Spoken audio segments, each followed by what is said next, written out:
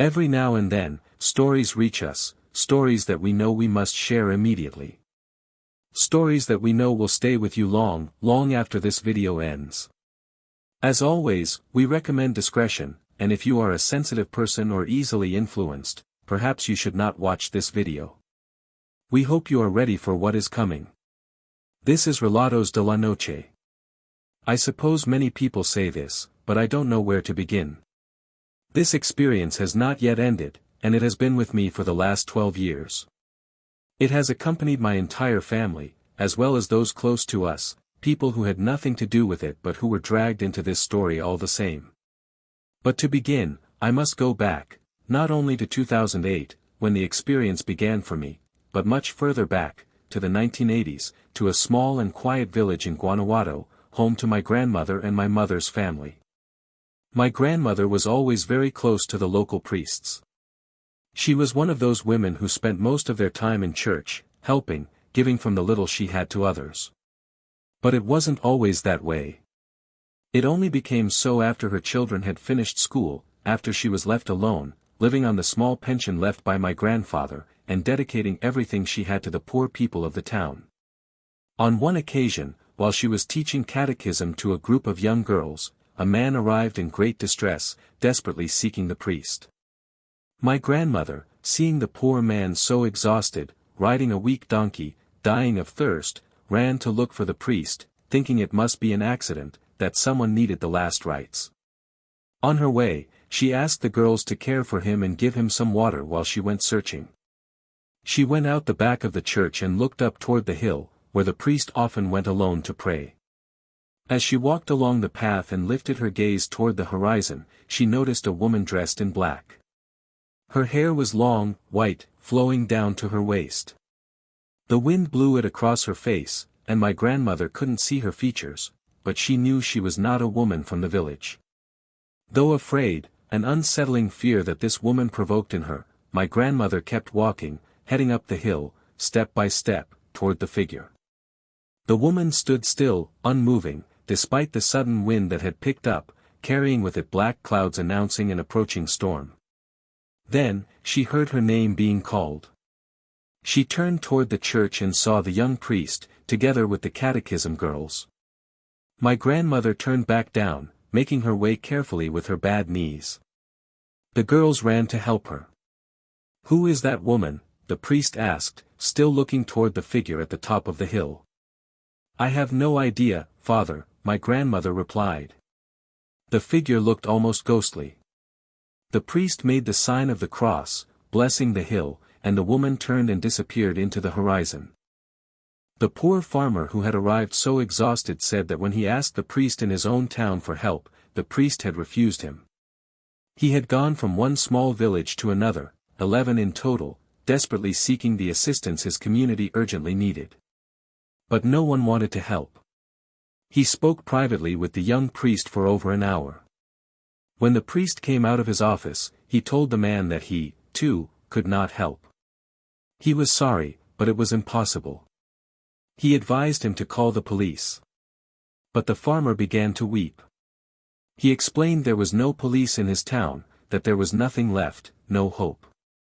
He left the church, found his donkey, and continued on his way to the next village. From the church entrance, the priest shouted that he should return home, that no one could help him, that they wouldn't let anyone help him. But the young man kept walking, ignoring his words. My grandmother, with her bad knees, ran as best as she could to catch up. The poor donkey could hardly walk, so it wasn't too difficult. Young man, what is happening to you? What do you need so urgently?" she asked. "I cannot tell you, ma'am. Forgive me, but I must keep going. I have to find help," he replied.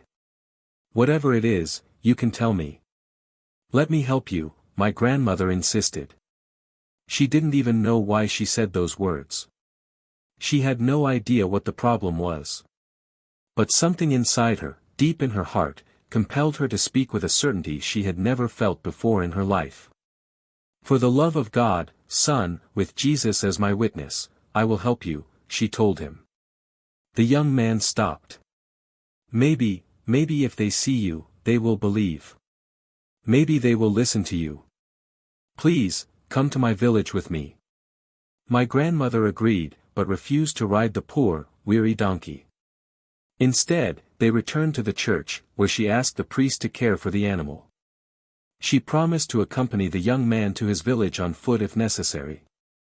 But the priest lent them his truck and gave them his blessing. And so they began the journey to the young man's tiny village, a cluster of houses with small plots of farmland stretching toward the hills. The sky remained dark, and though it was only 6 in the evening, it felt as though night might fall forever. When they arrived, the young man asked her to continue past the village and pointed to a narrow path. "My home is up there, Señora. That is my house. But the truck cannot go any further." They left the vehicle where the road ended, and he helped my grandmother climb the last stretch on foot. As they reached a bend in the path, the village disappeared from view, far below. My grandmother suddenly felt a deep loneliness. It was strange, for ever since my grandfather's death, she had always felt his presence with her, and God's presence as well. But there, in that moment, she felt abandoned. At the end of the path, she saw a faint light coming from a small wooden hut, lit only by a lantern hanging by the door.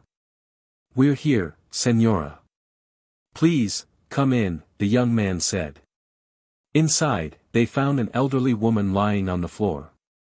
"Abuelita, are you all right?" the young man cried, helping her up with my grandmother's assistance. "Did you bring help?" the old woman asked weakly. "Yes, abuela. This lady will help us. She will see that what we are saying is true, and she will help us bring a priest. You'll see. Where is my sister? You must see her. She got out again. I couldn't stop her. You know where she'll be, at the cemetery." Without a word, the young man ran off, terrified. My grandmother hurried after him as fast as her knees allowed. They climbed higher toward the cemetery. Before reaching it, she heard a woman scream. She thought it must be the sister they had spoken of. But then she heard a second scream. Then a third. Suddenly, it sounded as though a group of women were crying out in unison, their shrieks forming a grotesque, chant-like chorus.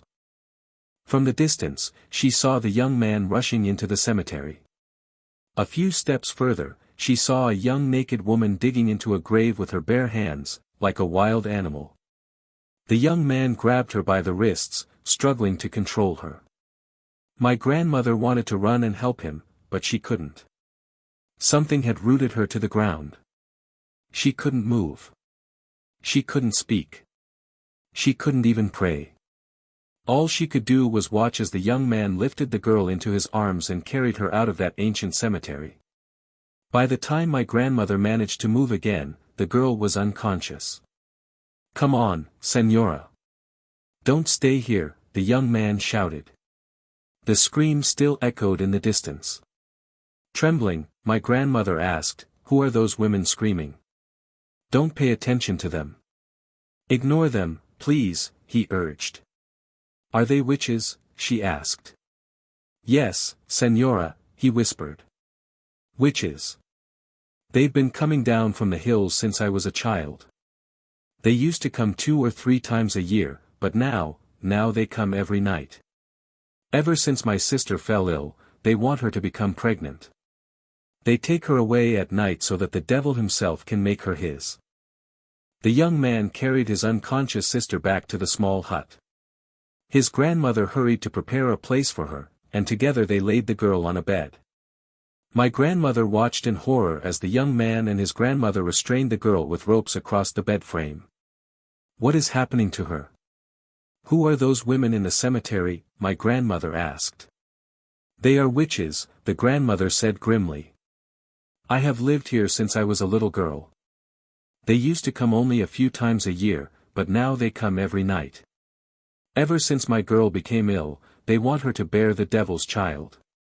They take her at night so that he can impregnate her. And every time, she grows weaker.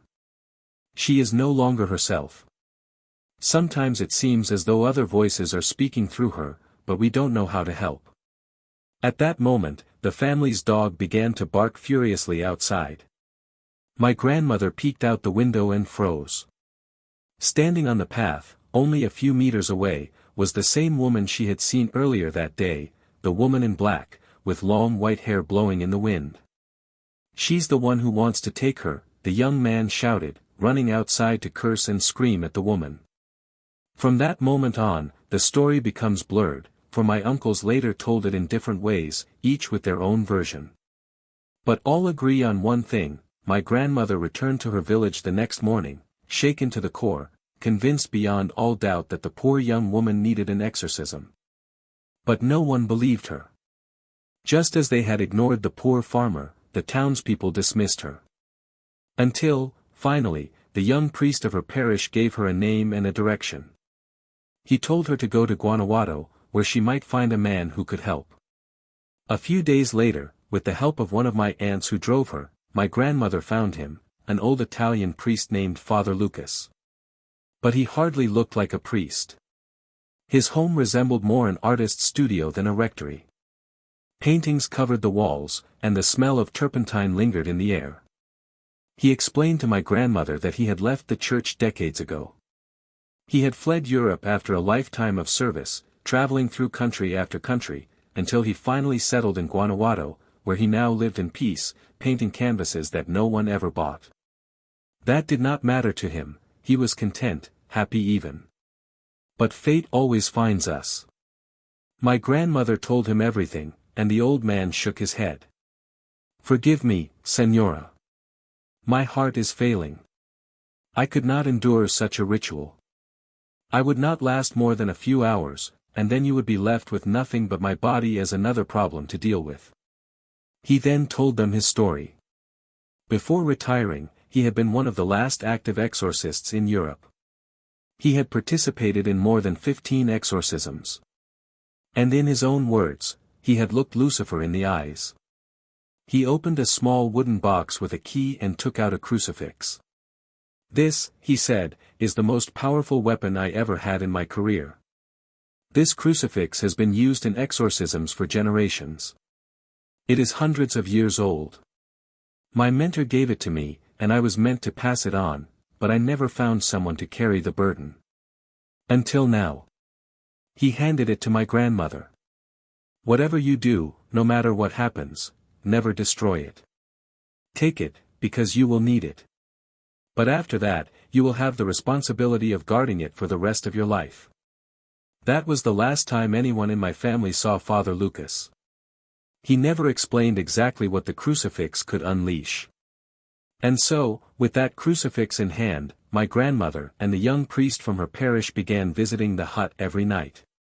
It was not exactly an official exorcism, but they performed their prayers and rites until, little by little, the young woman returned to herself. My grandmother never revealed the details of what they did there. She took that secret to her grave. But she did ask my mother for one thing, that when she died, my mother must keep the crucifix forever.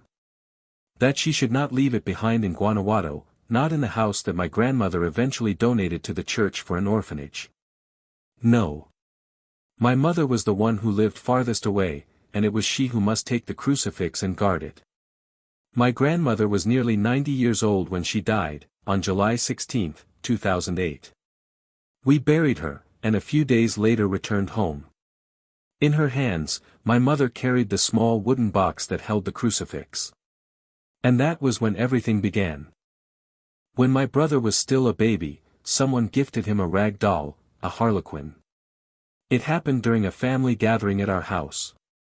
One of my mother's friends from work, who cared deeply for us, came to visit and brought her mother along. The old lady adored my brother, and a few days later, she sent us that strange little doll as a present.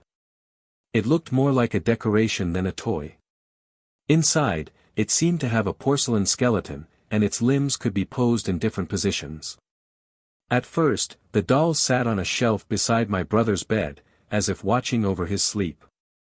But when my brother turned 1 and could already walk, he began to ask for specific toys, until one day he asked for the harlequin. From that moment on, he never let it go. He slept with it, ate with it, played with it, even talked to it. The only time he was without it was when he bathed. We always knew when my brother was coming, because we could hear the little bells sewn into the harlequin's hat jingling around the house. It became a running joke in the family, that the boy and his doll were inseparable. At some point, my brother even gave it a name. We all started calling it by that name. I will not write it here, I cannot. Even now, we dare not mention it. But then something changed. One day, my brother stopped bringing the doll inside. Instead, he began leaving it outside, in the backyard, on the ground. We would pick it up and bring it back in, but he would beg us to put it back outside. He insisted we should not throw it away, but also that it must not be allowed inside the house. It took him a long time to explain why. For weeks, the doll remained in different corners of the backyard. None of us wanted to throw it away, after all, it had been his favorite toy, and maybe he would want it again someday. Finally, one day, when asked why he didn't want it anymore, my little brother told us. Because it showed me its face. We didn't understand at first. But then he explained. He said the doll used to talk to him. It had been his friend. It taught him words that we never used in our family. And one day, it asked him if he wanted to see its real face. My brother said yes. And then, it showed him. Behind the painted smile of the harlequin was a different face, red eyes, a grin filled with sharp teeth, blood dripping from its mouth. Terrified, my brother asked why it was bleeding. The doll replied, because I just ate. And what do you eat? My brother asked. The doll touched his chest. At that point, we still reacted as any normal family would, we assumed it was just a child's imagination. We put the doll away, locked in a wooden shed in the backyard where we kept tools and old boxes. But it wasn't over. Around that time, my uncle Marco was living with us. He had moved in after my father left, helping around the house, supporting my mother through her grief. He was our rock. That's why it shocked us the night we heard him scream. He stormed out the back door into the yard, wielding a shovel, shouting in terror. My mother and I ran after him, but before I could follow, she stopped me. She told me to go check on my little brother instead. When I entered his room, I found him kneeling on the bed, praying. It was the only prayer he knew, the one to his guardian angel. The harlequin is outside, he whispered. Again. Those words. Again. Somehow I realized he had told me that before, but it was as if my memory had been blocked. As if something had prevented me from truly hearing him until that night. I looked out the window toward the yard and saw my mother and uncle walking back. I went to the stairs and overheard him explaining, pale and trembling. He said that as he walked to the kitchen, he saw something moving in the darkness outside. Through the curtain, he recognized the silhouette. It was the harlequin, standing upright, staring at my brother's window, making faces, moving its hands, opening its mouth wide as if trying to scare him.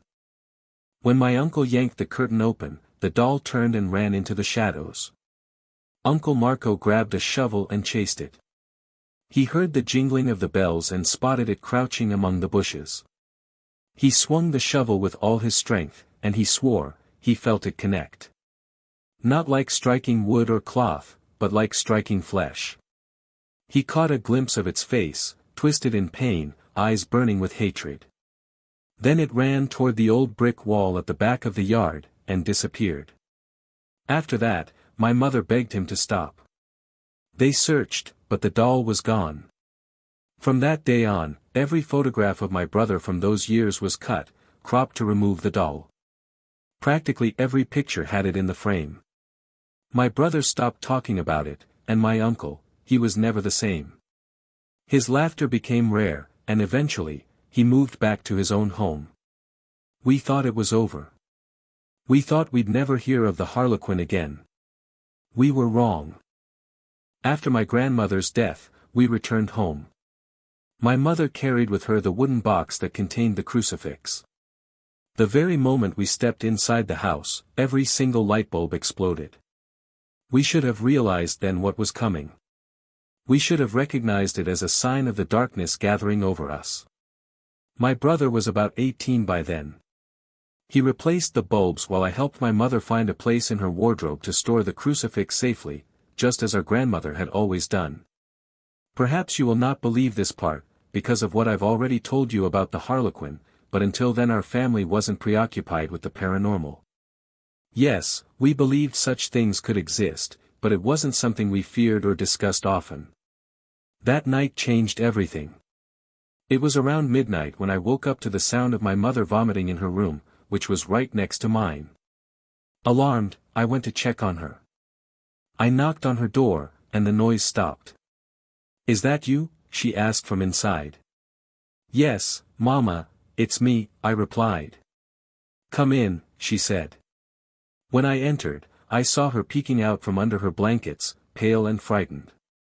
I rushed over, thinking she had gotten sick. "What's wrong? Are you okay?" I asked. "I'm scared," she whispered. "Scared? But I heard you vomiting. You're ill, aren't you?" "No," she said firmly. "That wasn't me." And then, we heard it again. The retching sounds, echoing from inside the wardrobe. The same wardrobe where we had just hidden the crucifix. Neither of us dared open it. Instead, we fled from the room and prayed together for an hour before finally managing to fall asleep, trembling. The next morning, we called my Aunt Martina. She had moved back to the village years earlier to care for our grandmother. Though my grandmother's house had been donated to the church, my aunt lived nearby in her own home. People in the town often turned to her for guidance, seeing her as an extension of my grandmother's presence. But when we called, she didn't answer. She was at the church. We tried again later, and finally reached her that evening. She wasn't surprised by our call. "I've been meaning to talk to you," she said. "You need to return the crucifix." My aunt explained that whenever someone in the village needed spiritual help, our grandmother would take the crucifix to their homes. She would pray with them, and when she returned, she would carefully store it behind a small altar to Saint Michael. "It carries something," my aunt said. "A strange energy." She paused, gathering courage before continuing. "When your mother fell ill and was taken to the hospital, I brought the crucifix into my own house. That day, in the afternoon, I was tending to my plants when I noticed movement inside the living room. At first, I thought it was a thief. But when I looked closer through the window..." She took a long breath. "I saw an old man. He wasn't wearing a shirt. His skin was burned, as if scorched by the sun for days. He stood in the middle of the room with his back to me. I moved to another window to see his face. I wish I hadn't. His face was blurred, distorted, as though it were melting or covered in smoke. But the rest of his body was clear. He wasn't alive. He wasn't human. I know it was the crucifix that caused it, because once I took it back to the altar, nothing else happened in my house. Please, keep it safe. Keep holy water nearby. And for God's sake, find out more about what you're holding." In the following days, the activity inside the house grew worse. At first, we would only hear it at night, the sound of someone coughing, as if gravely ill. Then came the retching again, vomiting noises, but no longer just from the wardrobe. Now, the sounds came from every corner of the house. From the walls. From the floors. From the ceilings. It was as though the house itself was sick, expelling something from deep within. My mother and I were terrified. We prayed constantly, huddling together. But my brother refused to believe. He mocked us for being afraid, dismissing everything we heard. He wanted no part of it, perhaps because of what had happened to him as a child, when the Harlequin had shown him its true face. My mother and I began sleeping in the same room. My brother stayed in his, downstairs, where my Uncle Marco had once lived. Usually, if one of us woke in the night, the other would too. But one evening, my mother was so thirsty that she forgot our routine. She went down to the kitchen alone. As she passed my brother's room, the door was slightly ajar. She heard a faint jingling inside, bells. She stopped. Slowly, she pushed the door open. The room was dark. The bed was made. My brother wasn't there. She thought he must have gone upstairs to join me, not wanting to be alone.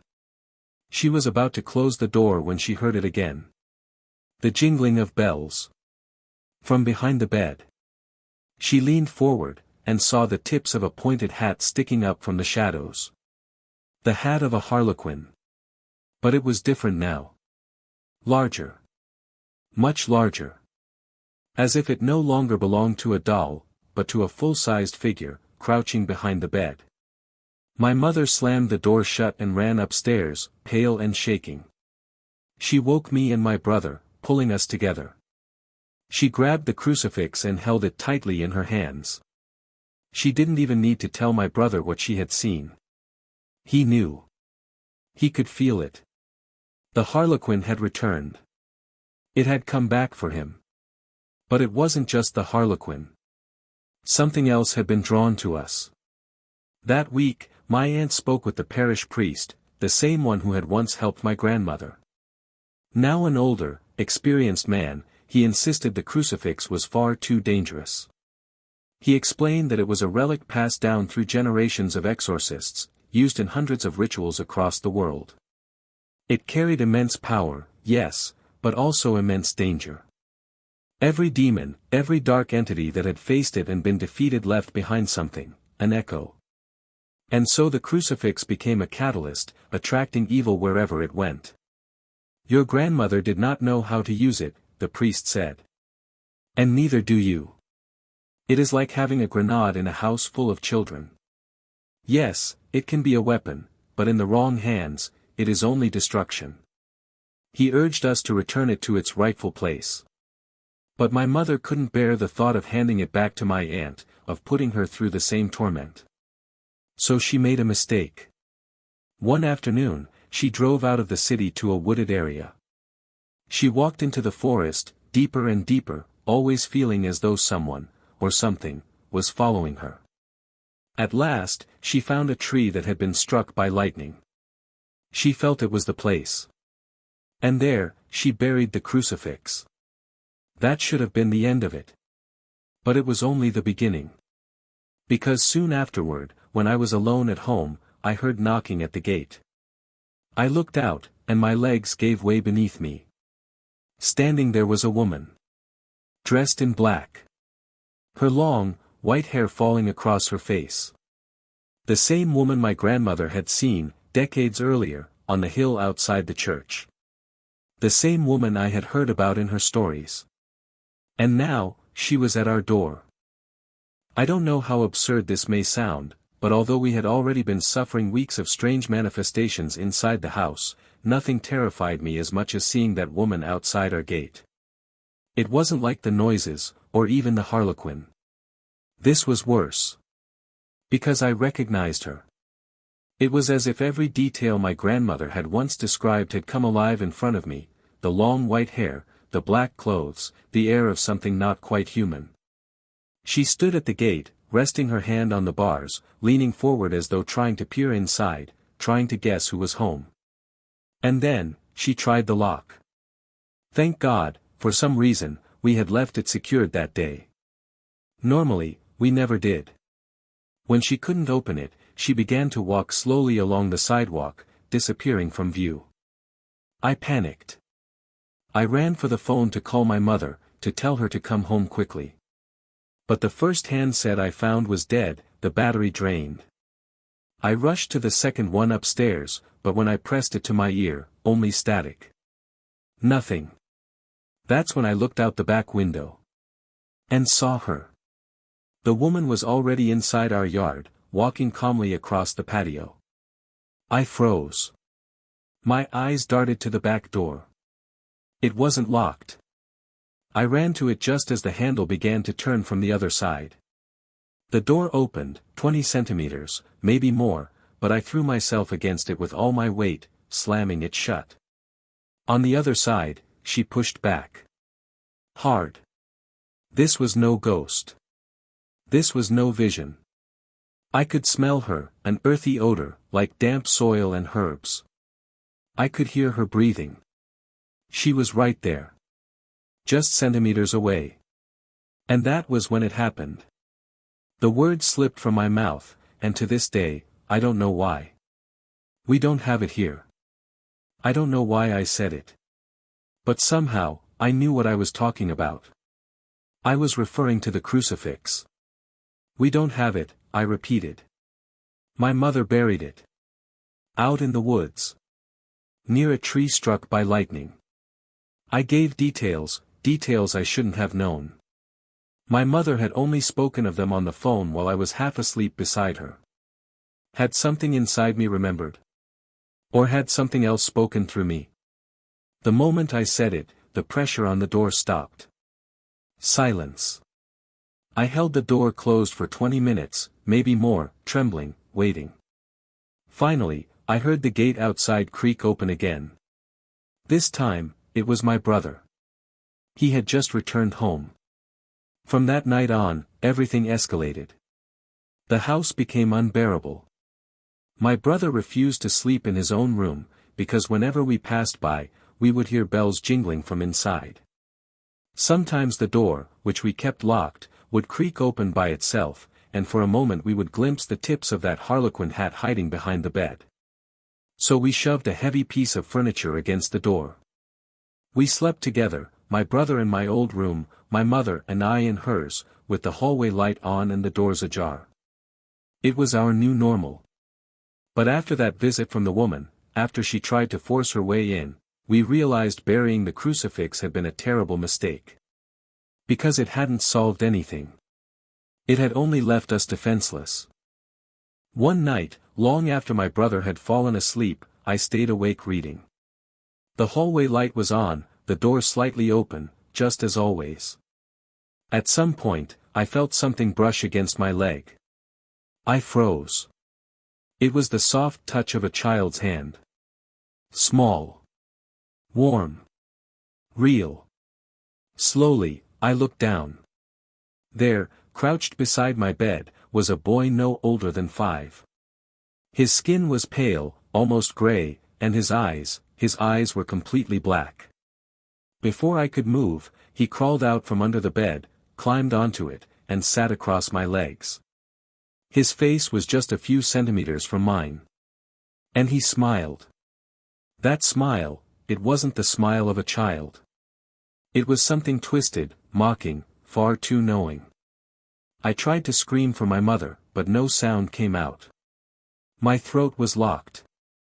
Then, the boy whispered something in a language I didn't understand. It sounded like Latin, though at the time I couldn't be sure. He raised his small hand and touched my forehead. The moment he did, I felt a wave of nausea, like I was about to vomit. My body convulsed, but nothing came out. Then, he began to laugh. A deep, guttural laugh, impossible for a child's voice. I wanted to move, but I couldn't. My arms were pinned to my sides, as if pressed down by invisible hands. Finally, with all the strength I had, I forced myself to whisper the only prayer I remembered from childhood, the Lord's Prayer. The moment the first words left my mouth, the boy's smile vanished. His black eyes widened. And then, he dissolved. Not vanished. Dissolved. Like smoke blown apart by the wind. The pressure lifted. I gasped for breath. And at that exact moment, my mother came running into the room, carrying the crucifix. She had woken up with the sudden urge to check on me. I broke down crying in her arms, trembling uncontrollably.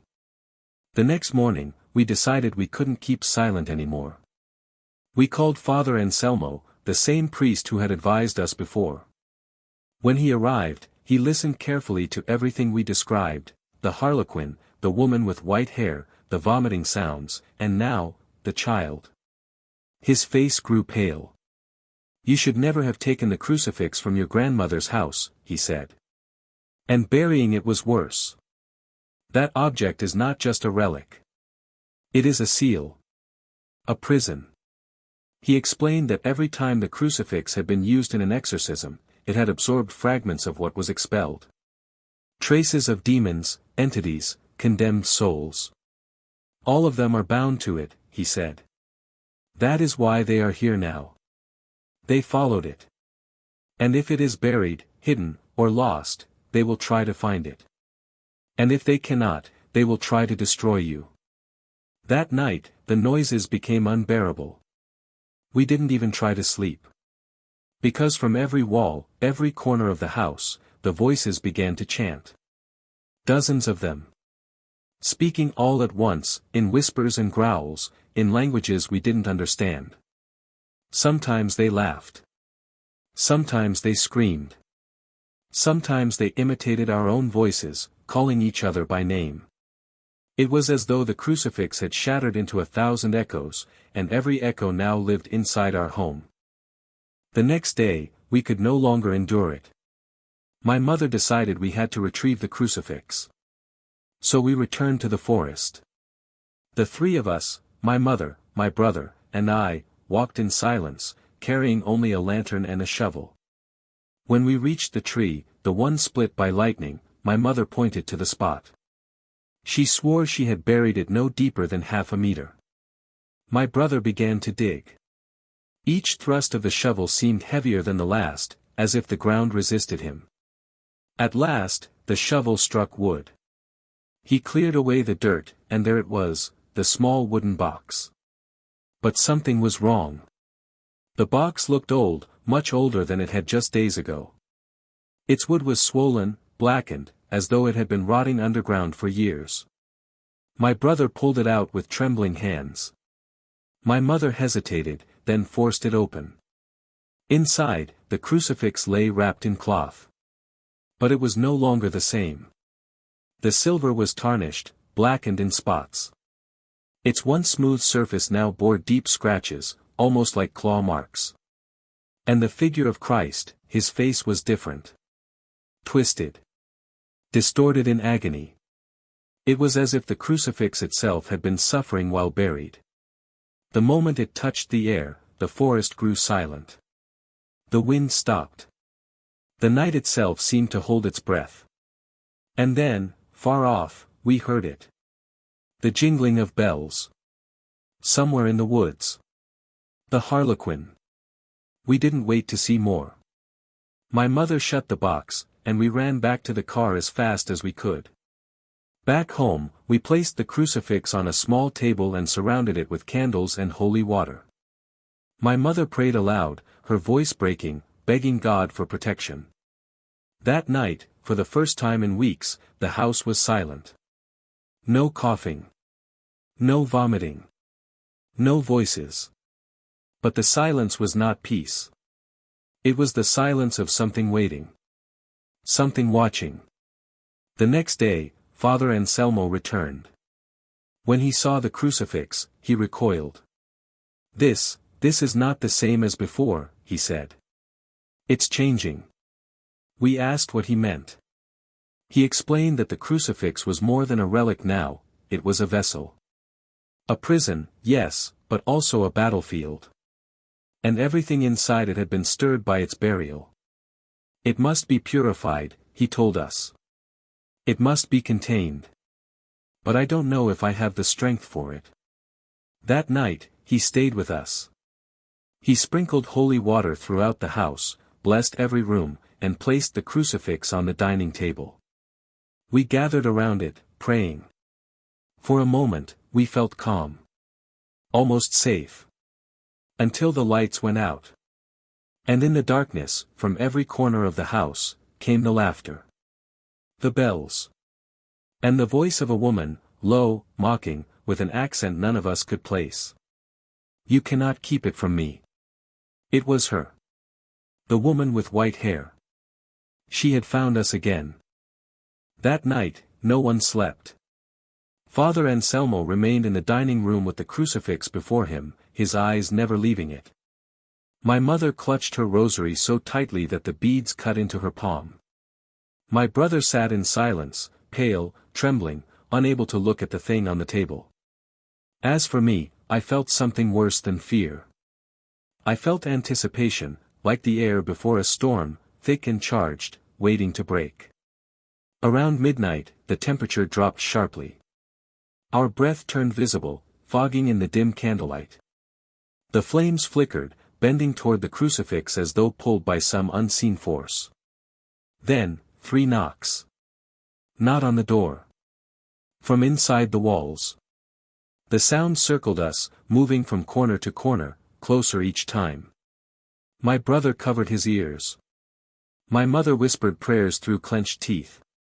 And then, laughter. Not outside. Not in the distance. But inside the house. A woman's laughter, low and mocking, echoing through every room at once. Father Anselmo rose to his feet. "It has begun," he whispered. The candles all went out. Darkness swallowed us. I don't know how long we sat frozen, seconds, minutes, an eternity. And then, from the far end of the room, a shape emerged. A woman. Her hair was white as bone, cascading to her waist. Her dress was black, flowing like smoke, never touching the floor. And her eyes were hollow, like pits of endless night.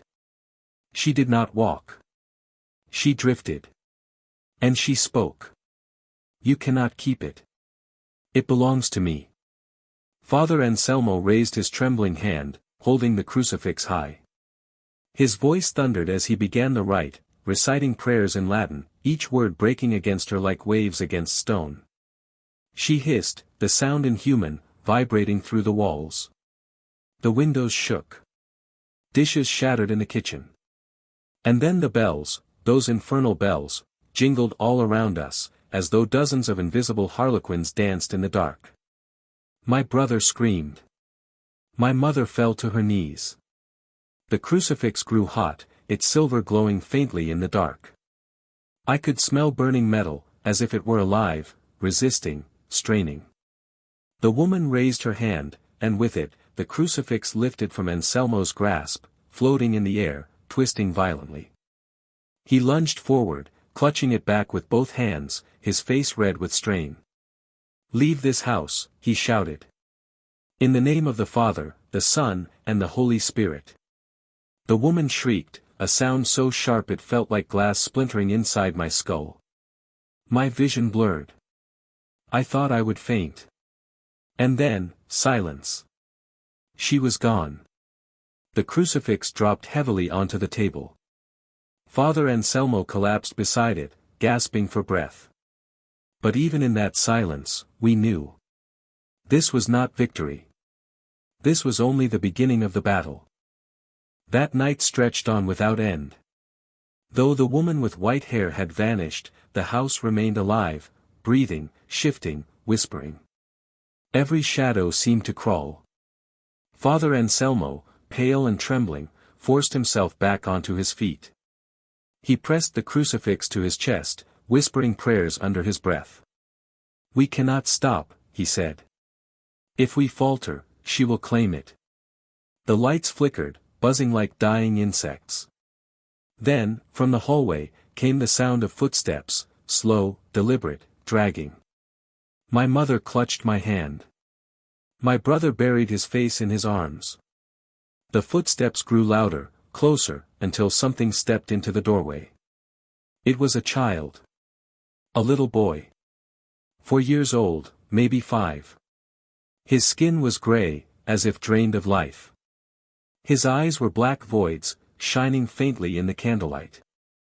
And as he smiled, we saw his teeth, sharp, animal, glistening. He spoke in a sing-song voice. "Give it back, she wants it." Father Anselmo held out the crucifix, his voice shaking as he commanded, "Departus. In nomine Christi, discede." The boy tilted his head, almost mocking him. Then, with a sickening crack, his body bent backward in ways no body should, bones snapping like dry sticks. His mouth opened wide, too wide, and from it poured the laughter of the woman. The candles all went out again. We were plunged into darkness, save for the faint, eerie glow of the crucifix. Then came the bells. Louder now. Deafening. From the ceiling. From beneath the floorboards. From within the walls themselves. The air grew heavy, suffocating. We could barely breathe. Suddenly, the furniture began to move, chairs sliding, the table rattling, cupboards slamming open and shut. Plates crashed to the ground, shattering into pieces. And then, hands. Dozens of them. Pale, skeletal hands pushing out from the walls, clawing, reaching for us. My mother screamed. My brother tried to pull her away, but one of the hands wrapped around his arm, digging its nails into his skin. He cried out in agony. Father Anselmo pressed the crucifix against the wall. The hands recoiled, hissing, before vanishing back into the plaster. But the laughter remained. Closer. Stronger. All around us. And then she returned. The woman with white hair appeared in the center of the room, her presence suffocating. She stretched out her hands toward the crucifix, her voice booming like thunder. You cannot hold it. It is mine. It has always been mine. The crucifix glowed brighter, burning in Anselmo's grip, as if resisting her. His face twisted in pain, his skin blistering from the heat. Pray with me, he shouted. All of you, pray. We dropped to our knees, our voices breaking, fumbling through prayers we barely remembered, our words colliding with one another. But the more we prayed, the more the crucifix burned with light, filling the room, pushing back her shadow. The woman screamed, her form distorting, her body flickering like smoke caught in a storm. And then, she lunged. Straight for the crucifix. She lunged straight at the crucifix. The moment her hand neared it, the air split with a thunderclap, though the skies outside were clear. The light from the crucifix erupted in blinding bursts, casting her face into stark relief, twisted, monstrous, her mouth stretched into an inhuman snarl. Father Anselmo fell to his knees, clutching the relic as if it were a burning coal, screaming words of Latin through clenched teeth. His voice shook, but he did not stop. My brother and I held on to our mother as the ground itself trembled beneath us. The house groaned, beams cracking, plaster raining down from the ceiling. The woman shrieked and pressed forward, her white hair whipping like a storm, her hands stretching into claws. "It belongs to me," she roared, her voice echoing like 1,000 voices layered together. The crucifix shook violently in Anselmo's hands. For a moment, I thought it would shatter. The figure of Christ on it seemed to writhe, his anguished face shifting, as if sharing in the torment. Then came the harlequin.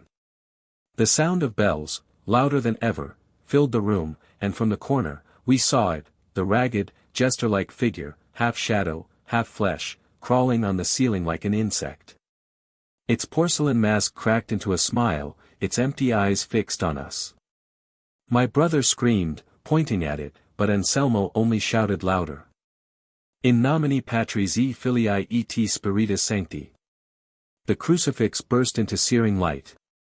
The harlequin shrieked, its body folding in on itself, vanishing into the darkness like smoke torn apart by the wind. The woman staggered, her form flickering. She raised her head one last time, her black eyes burning into us. "You cannot hide it forever," she hissed. "It will consume you all." With that, her body shattered into mist, sucked away as though by an unseen current. And then, silence. The house went still. The walls stopped trembling. The bells ceased. For the first time in weeks, the air felt breathable. Father Anselmo collapsed, the crucifix clattering onto the table. Smoke rose from his blistered hands. His breathing was shallow, ragged. My mother rushed to him, crying, begging him to hold on. He opened his eyes and whispered, "It is weakened, but not gone. This relic is both prison and beacon. As long as you keep it, they will come." His gaze fell on me. His lips trembled as he forced out the words.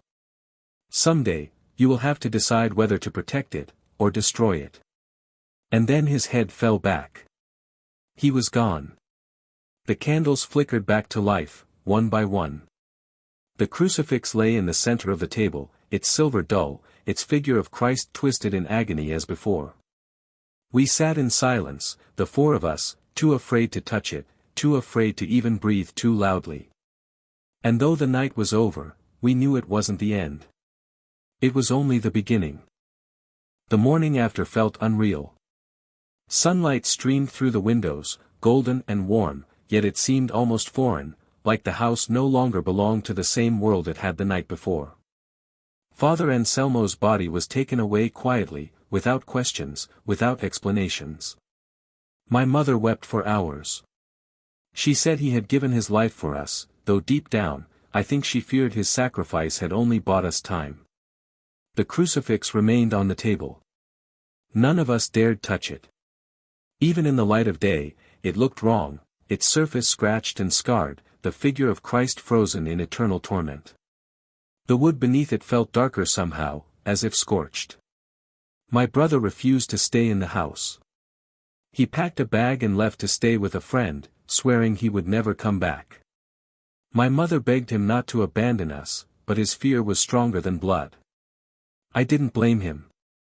That night, the house was quiet. Too quiet. No laughter, no bells, no footsteps. But silence itself had become unbearable. Every creak of wood, every sigh of wind felt like a warning. We prayed constantly. My mother lit candles in every room, sprinkled holy water until the floors were slick. She kept the crucifix wrapped in cloth, hidden in the wardrobe. But hiding it didn't change the truth. The feeling of being watched never left. Sometimes, I would catch sight of a shadow in the corner of my vision, vanishing when I turned. Sometimes, I would hear faint bells in the distance, carried on the wind. And sometimes, in my sleep, I would dream of her. The woman with white hair. Standing at the foot of my bed, smiling. Weeks passed, but the weight never lifted. My mother confessed to me one evening, her voice trembling. "Your grandmother made me promise. I was to keep the crucifix, no matter the cost. But, Hijja, I don't know if I can." She wanted to return it, to bury it again, to leave it where no one could ever find it. But we both knew, it would not matter. Once awakened, it could never be forgotten. One night, my aunt from the village called. She had spoken with another priest, one who had known Father Lucas, the same Italian exorcist who had once owned the crucifix. Her words froze us. That relic is not just holy. It is a vessel. A prison for what should never walk this earth. But prisons break. And when they do, what is trapped inside is free. My mother dropped the phone. Her face was pale as ash. We didn't speak of it again. But the truth was already there, between us. We weren't guarding a weapon. We were guarding a curse. Years have passed since that night. I wish I could tell you it ended there, that peace finally returned. But even now, I sometimes hear the bells. Even now, I sometimes wake to find the candles blown out, though no window is open. And even now, when I dare to touch that crucifix, still hidden, still waiting, I feel it breathing. And I know she is still watching. Waiting. I know what you might be thinking, that this should have ended long ago. That maybe the crucifix could have been destroyed, or hidden, or left behind forever. But you don't understand. It cannot be destroyed. It cannot be left behind. Wherever it goes, it calls to her. And so it has stayed with us, through the years. A silent weight, locked away, wrapped in cloth, passed like a curse from hand to hand. Some nights, the house is still. Peaceful, almost normal. But other nights, I wake to whispers outside my door. The sound of bells in the distance. A woman's laughter in the walls. My mother aged quickly after those events. She never spoke of Father Anselmo again, though I know she prayed for him every day until her last breath. When she died, the crucifix became mine. I wish I could say I was stronger than her. That I had the courage to burn it, to bury it, to let it sink in the deepest part of the earth. But I can't. Because I know it would not stay there. And so I keep it. Hidden. Guarded. Every day I feel its weight, like a storm cloud above me. Every night I fear I'll wake to see her, standing at the foot of my bed, pale hair drifting, eyes like endless black. And maybe one day, I will. But until then, I tell you this story. Not as a warning, not even as a confession. I tell it so you understand. Some relics are not blessings. Some battles never end. And sometimes, faith is not enough.